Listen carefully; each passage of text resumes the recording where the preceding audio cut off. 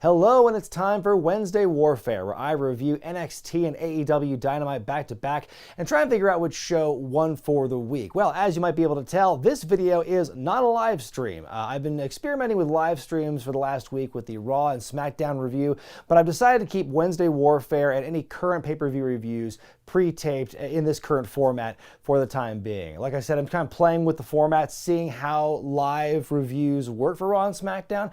It's still a work in progress. I want to thank all of you who've been watching the live streams, who've been giving me your feedback and your criticism, both positive and negative feedback about the videos. I'm taking a lot of it into consideration, and it's making me realize the changes I need to make those live streams better and more efficient for those of you watching, and for myself, of course. But it is still a process. Nothing about the schedule and the formats right now is set in stone, purely experimental at this point. It might lead to something more and more permanent live reviews for Raw and SmackDown in the future, but time will tell, and we'll see how things trend and how the audience reacts. Of course, what you guys think about these formats is the most important thing, and that's what's going to help dictate how I treat those videos in the future. So, but right now we're going to go with the Wednesday shows in the pre-tape format, in the edited format that many of you still like. And like I always say, like what you like, don't be a dick. Let's begin. NXT opens up with Keith Lee. That was a reference to the opening package in case you didn't watch the show tonight.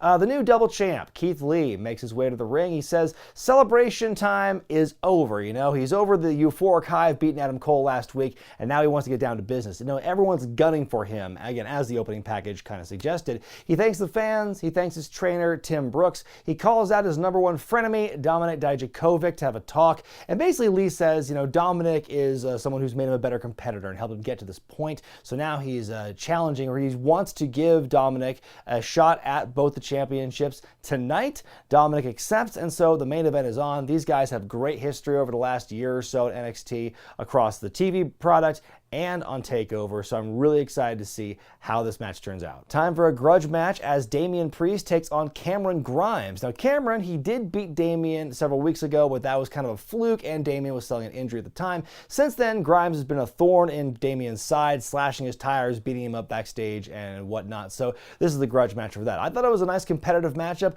I almost think that Priest gave a little bit too much to Grimes here. I know that Grimes is being taken more seriously, and I appreciate that, but at the same time, I feel that you should make Priest, with his imposing size and everything, he's got that kind of cool factor. I think you need to try and make him a bit more of like, I'm not saying don't have him sell anything and don't have it be 100% him, but I just think it was a little bit too much for Grimes here. At one point though, Priest hits Grimes like a razor's edge on the apron of the ring. Scott Hall could never have dreamed to do that on his best day. Cameron goes to the cave-in, but Damian moves, he lands in the ropes, and so then Priest hits the Reckoning from the ropes to win the match here. Like I said, very competitive here. If anything, maybe give Grimes a little bit less because trying to get Priest over more, but be that as it may, still a good match. Another edition of Thatch-as-Thatch-Can wrestling. Here our friend T. Thatch applies the Fujiwara armbar to another hapless trainee, but he wants to emphasize the fact that, making somebody tap in a match, that's one thing. That's all fine and good. But what's really satisfying is when you make the person cry after the fact, and you really,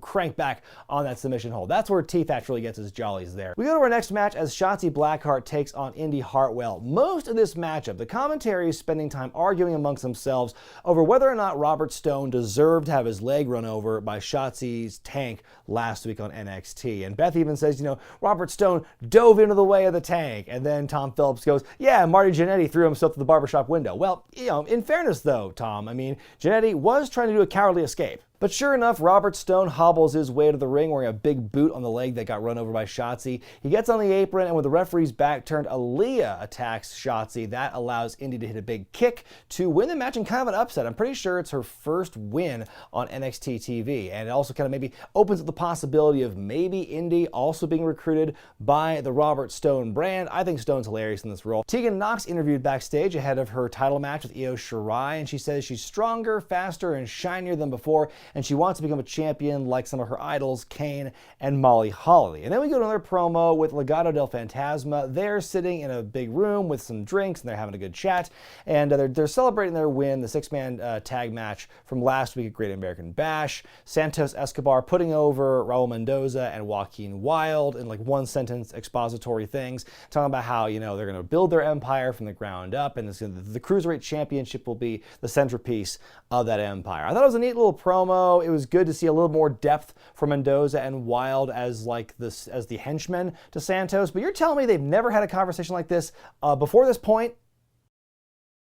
Both the belts are on the line here. Keith Lee defending the North American and NXT titles against Dominik Dijakovic. I was kind of surprised to see the match happening this early in the show. I think that as long as the two belts are combined, that should just be the main event by default. I thought it was kind of crazy to put it this early in the show. Of course, like I said, lots of history and mutual respect between these two guys. We get kind of that throughout the match here. There's like sportsmanship attempts, but also kind of like things go awry.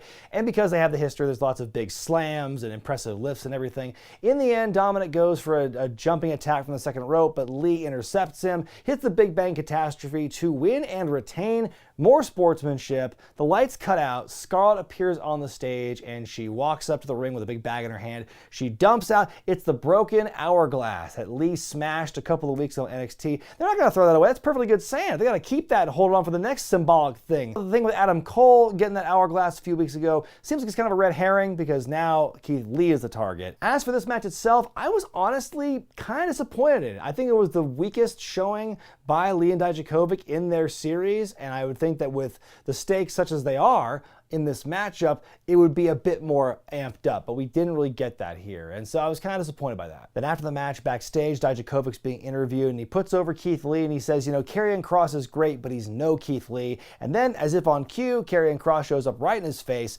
They has fight. Kross beats up Dijakovic for a little bit, has a hard time removing his necktie, and then he leaves. And it turns out we'll be seeing a match between the two of them next week. So I'm excited for that because it is two big boys kind of colliding, kind of like what we saw with Lee and Dijakovic. But this is kind of a new, kind of an X factor here because we haven't seen these two fight before. So really, I'm really excited to see how Karrion Kross is going to dominate Dijakovic. Timothy Thatcher taking on Denzel Dejournette. Quality reference by Morrow on commentary here, where he brings up that Denzel went to Appalachian State, who beat Michigan in football in a big upset like 13 years ago. And meanwhile, Thatcher kind of resembles a Wolverine, like, oh, I see what you did there. It was a long walk to get there, but I'm glad we took the walk. Dejournette puts up a bit of a fight, but it's a pretty quick match here. Thatcher makes him tap out with the half crab, and then, true to his word, he wants to make him cry after the bell rings, so he wrenches the half crab back on there.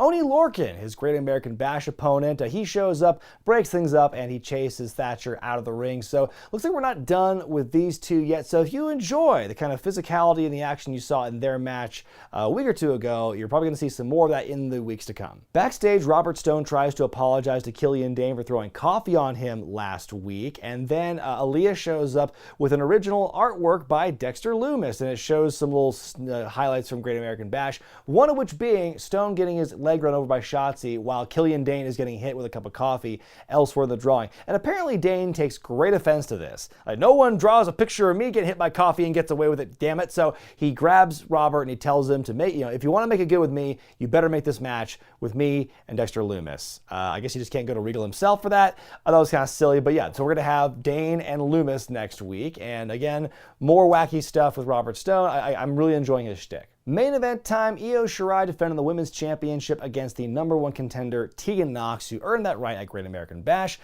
This match is really good here. Wild counter by Tegan at one point where she catches Io mid-cross body and does a fall-away slam with a bridge, but at first I swear to God she spiked herself on her neck. Lots of tenacity from both ladies here. Nox really has Io on the ropes by the end here. Hits a big choke slam, hits a molly go round, but Io kicks out. Then Io hits a palm strike and almost misses her moonsault, but she does hit enough of it to win the match and retain the championship. Like I said, good match here. After the fact, though, Io's on stage and she gets got by Dakota Kai. She's laid out as the show ends, so that seems to be the next direction that Io is going with this. And I'm excited because Dakota's been kind of like on the bubble of title contention for a long time. Has never really had an opportunity because there's been other bigger female talent who's had that spot in the main event or in the title picture for NXT. So for Dakota to finally get this shot here, I think it's overdue, and I look forward to seeing what she and Io can do.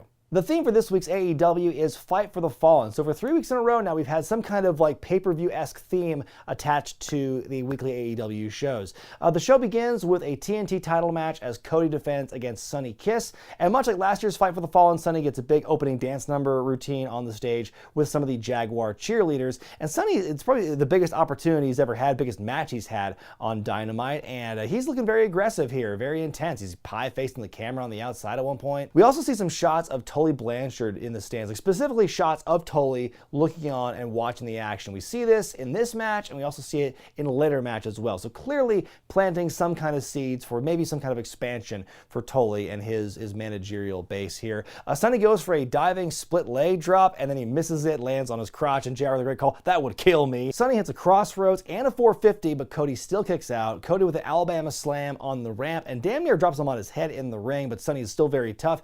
Kiss goes for some more attacks, but Cody is able to stop him and hit the crossroads to win and retain. Yay, sportsmanship. Like I said, I think this is a great opportunity for Sonny, probably his best time to shine on Dynamite, especially in the singles capacity. And I think he and Cody worked really well together. So yeah, I have no complaints about this opening match. Up next, a match I'm looking forward to seeing, the Lucha Brothers versus FTR. Lucha Brothers roll up with the Butcher and the Blade. They still have FTR's truck. Penta and Phoenix, early on in the match, they try something to attack FTR. After that initial botch, though, I think the guys really clean up their act, and it becomes a much more enjoyable match. I really enjoyed the clash of styles here between the Luchadors and these old school gritty, tag team wrestlers here. At the end, Dash rips Rey Fenix's mask off in order to roll him up and secure the victory. And then after the match, the Young Bucks attack Butcher and the Blade. They take the car keys back, and so then Kenny Omega shows up with a cooler full of beer. And so they try and make nice and try to do the peace offering after what happened last week when Kenny dumped the beer. And this week, turnabout's fair play because FTR dumped their beer on Kenny Omega. And so, ooh, you've done it now. You've gone and made a big mistake. And so then FTR leave, and the best part about this is after they punk out Kenny Omega, they have this awkward walk around where they got to like go out hard camp side, walk around the left side of the ring, over the ramp, and then out, and then they go to their truck and they can't start it. Like you see them having a hard time with it as they go to commercial break. But besides that, though, the match itself was great. I think between FTR, unmasking Rey Fenix the way they did, and also like dumping the beer on Kenny Omega, they're definitely walking that line of like tweener with more of a heel emphasis, and we'll see kind of where things shake out, as the weeks and months progress here. The Inner Circle appear, and Chris Jericho and Jake Hager are carrying little jugs of orange juice as Jericho cuts his promo. He talks about how he started cutting a promo about how AEW wins the ratings wars every time. The hard viewer numbers are one thing, but we win the 18 to 49-year-old demos and stuff. So, oh man, I can hear the people argue on Twitter over it right now. Jericho calls himself the Demo God, so add that to the ever-growing list of nicknames for Chris Jericho.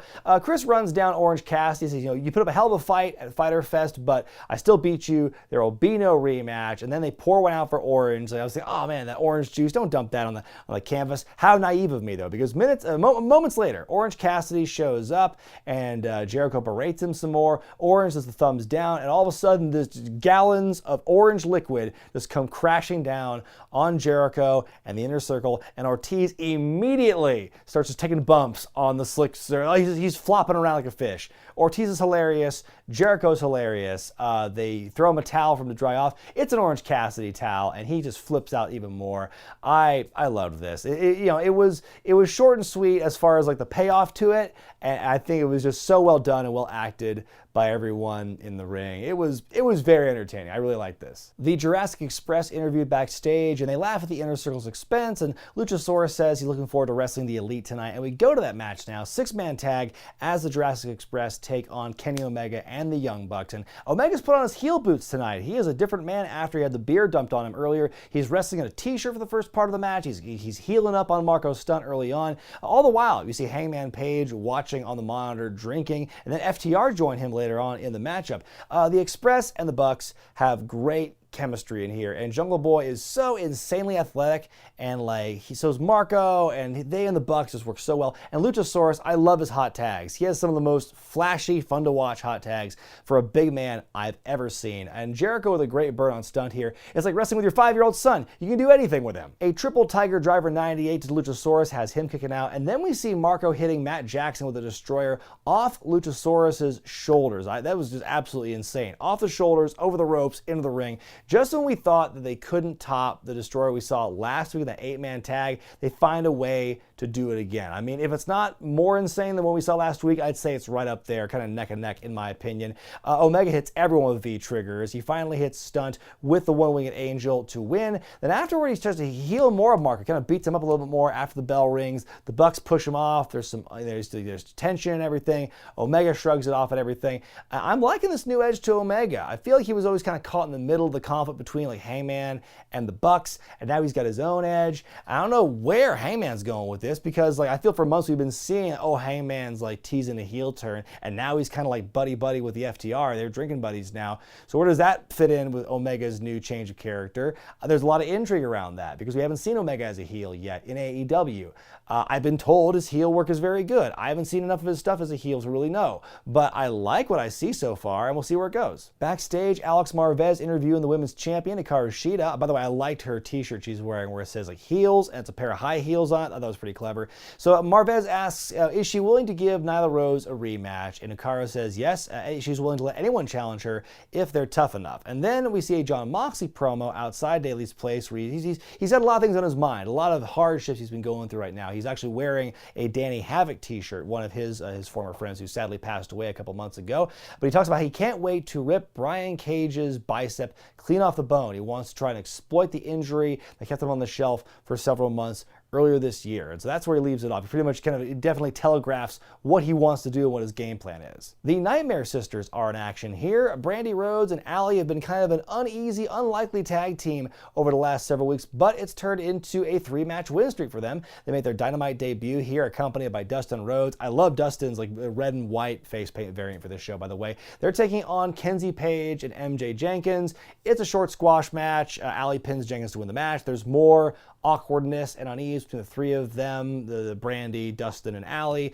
I need to clearly watch more Dark to understand what's going on here, but there you go. Nyla Rose comes to the ring to make a big announcement about who her manager is going to be. It's Vickie Guerrero. I mean, it makes sense. She was kind of cut off by WWE, and she's been showing up on AEW the last couple of months, so yeah, why not bring her on as a manager here? Vickie cuts a promo and says, you know, Nyla's going to go for the women's championship on her own terms, and issues a warning to the other women in the locker room that Nyla's going to steal all of your opportunities. We'll see where this goes. I think that Nyla could definitely benefit from a manager, but you know, it's all about the chemistry and how well a manager and a client can gel, and not everyone has that chemistry. So we'll see how Nyla and Vickie pan out. In your main event, a match that was pushed back a week due to the COVID scare surrounding the champion, Jon Moxley defends the AEW title against the FTW champion. Brian Cage is accompanied to the ring by Taz. Taz, a little promo to start the match off, saying he doesn't like Moxley's chirping his propaganda bullshit, Cole. As the match begins, Moxley definitely goes after the arm quite often and quite aggressively here, but Cage does hit a German on Moxley on a leaning barricade on the outside to get the advantage and really assert his strength. Also suplexes Moxley into an open chair on the floor. Moxley is able to hit a paradigm shift, which Taz specifically said he would not be able to do, but Cage is able to kick out. Moxley with an arm bar. Cage tries to fight out of it, but Moxley is too tenacious, keeps the grip on. He's making direct eye contact with Taz. They're like literally 2 feet apart from each other, and Taz is just like screaming. He's mad at Moxley and everything. Finally, seeing the situation his client's in, he throws in the towel for Cage. So Moxley wins by that move there. He retains the championship, and then afterward, Cage decks Moxley with the FTW title, and then the lights cut out, and they come back up. It's Darby Allin making his long-awaited return. We've not seen him in person since Double or Nothing. He jumps off the rope and decks Cage with a skateboard, and then we have this kind of tense kind of alliance here formed between Moxley and Allin as Taz and Cage make their way back up the ramp and they try and get back in and everything. I enjoyed the main event. I like the psychology of Moxley going after the arm and everything. Taz throwing in the towel makes a lot of sense. I think it protects Cage. He doesn't have to get pinned or tap out. It leaves an opening for a rematch down the line.